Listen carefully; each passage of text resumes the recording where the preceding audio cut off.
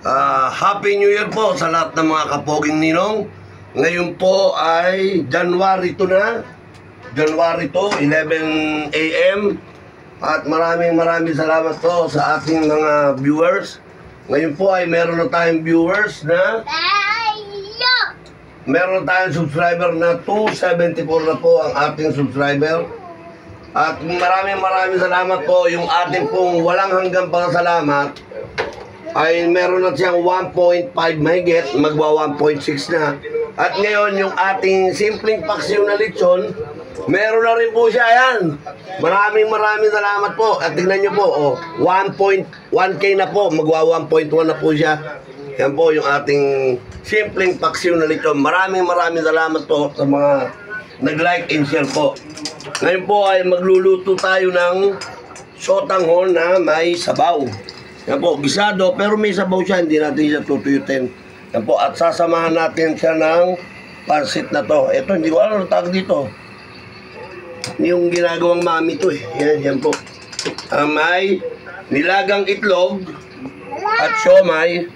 At siyempre, merong ano tawag dito? Repolyo, carrots, at ang ating sibuyas at bawang. Ngayon po, ilalagyan natin ang ating sibuyas para mag-isa na. Yan po. Siyempre, same procedure. Ang ating sibuyas ang ating uunahin. Muli, maraming salamat po sa inyong lahat. Nagulat ako ngayon, yung aking paksiw na lechon ay meron ng 1K views. Maraming salamat po.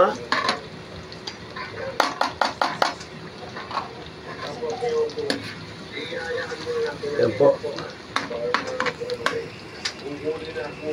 Tapos, sama na natin ang ating carrots. Yan. Ano ba ulam mo? Huwag ka uingay. Ano ba ulam mo? Doon ka kwarto. Yan.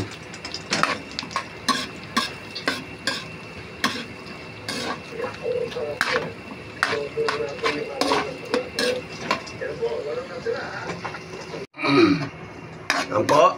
At pagkatapos po ngayon ay lalagyan na po natin siya ng soy sauce. Yan, lagyan na po natin ng toyo. Yan, lagyan natin ng toyo. At kung kulang pa, mamaya lagyan po natin siya uli.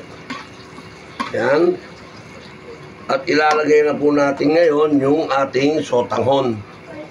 Yan po.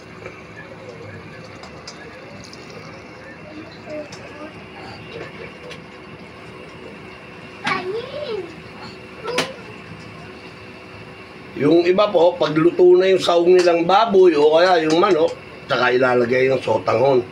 Ito po yung sa atin, pagluto na yung sotanghon, tsaka natin lalagay yung siomay, tsaka yung itlog po. Hindi na po tayo naglagay ng pork or chicken, kasi po, hindi na po tayo naglagay ng pork tsaka ng kaldero, kasi po, lalagyan po natin ng sabaw, baka umapaw doon.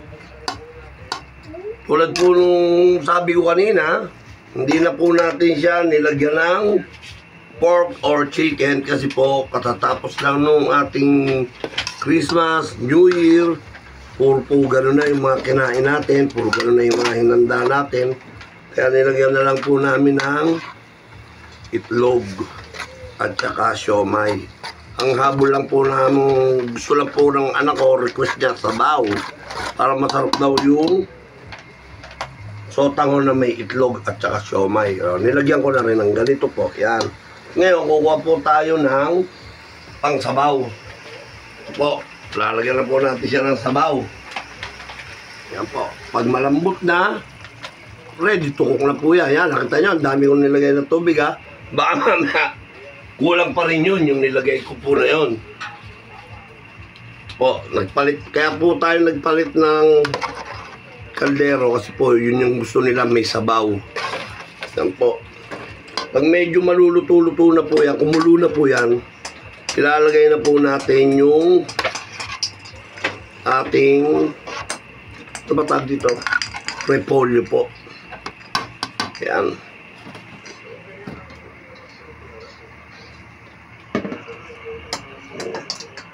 ng namnam ang ating seasoning at ang ating tawag dito, hipon cubes. Ayan po. At pagkatapos, lalagyan natin ng ito na po ang ating hipon cubes, ang ating paminta, ang ating ano yun? Pansit. Ating paminta. Nasa sa inyo po yan kung gaano karami yung gusto nyong ilagay. At dahil wala tayong atsuete, ang lalagay po natin ay paprika. Okay lang. Yan.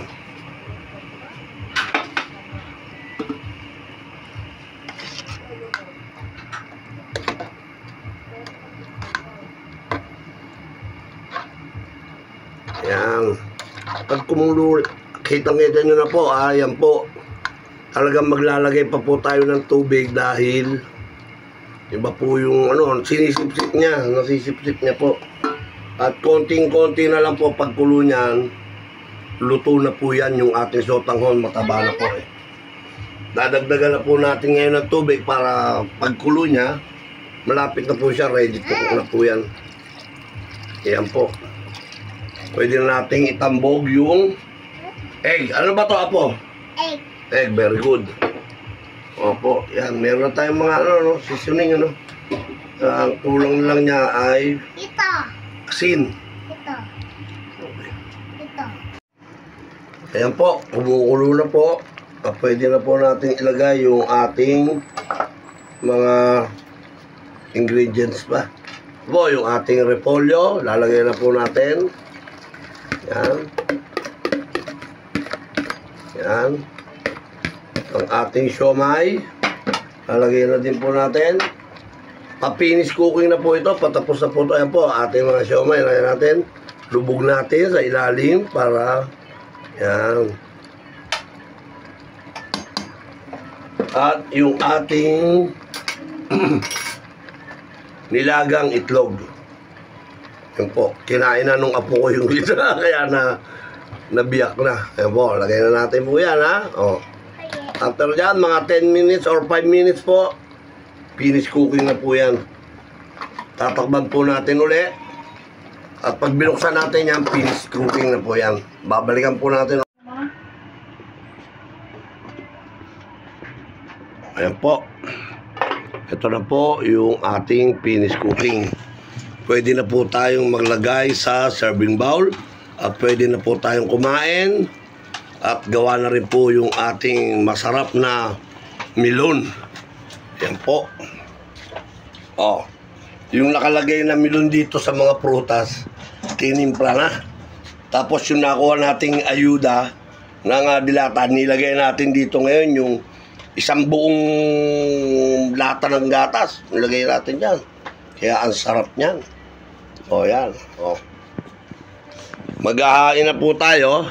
At saka po natin isasama sa ating video yung ating finish cooking. Nakalagay na, maglalagay na tayo sa ating serving bowl. Happy New Year po ulit!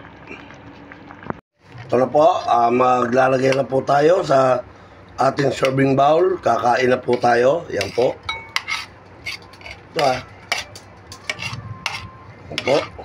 Ang ating siomai, hindi pa nagkahiwa-hiwalay. Yan. Pero luto na po siya. Ayun. Wow. Sarap ay.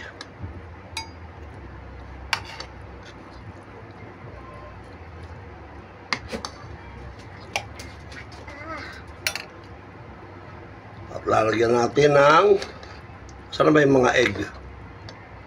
Yan. Yung egg. Pwede egg Egg. Pingin pa daw egg yung apo ko. Yan. Lalagyan natin pa uli ng egg. Yan po. Lalagyan natin ng siomai. Yan. Malamang to, i-remake ko to uli mamaya. Kasi wala na sabaw. Oh. Sinip-sip na niya agad. Eh yung mga apo ko pa naman, mga anak ko, hilig niyan. Puro sabaw. Yan. Matutuyot na siya. O, kaya i-remake natin to ulit mamaya. Recook.